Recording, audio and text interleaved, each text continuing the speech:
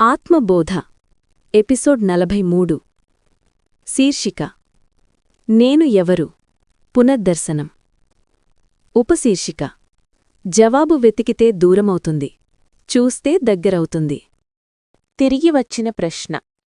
అరవింద్ చాలా దూరం వచ్చాడు. భయం అర్థమైంది. ఆశను గమనించాడు. స్వేచ్ఛను అనుభవించాడు. కాని ఒక ప్రశ్న మళ్లీ వచ్చింది. నేనెవరు? పాత జవాబులు కరుగుతాయి. అతని చెప్పుకున్న జవాబులు. నేను శరీరం, నేను పేరు, నేను పాత్ర. ఒక్కొక్కటిగా అవి నిలవలేదు.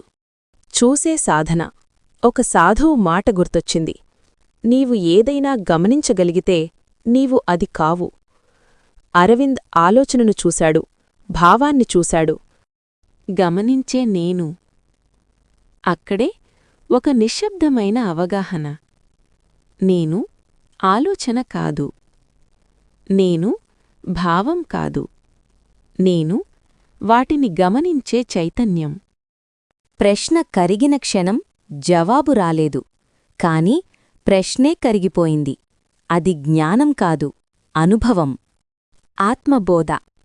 నేను ఎవరు అనే ప్రశ్నకు మౌనమే సమాధానం. ముగింపు సందేశం. నీవు వెతుకుతున్న నీవే ఇప్పుడే చూస్తున్నది.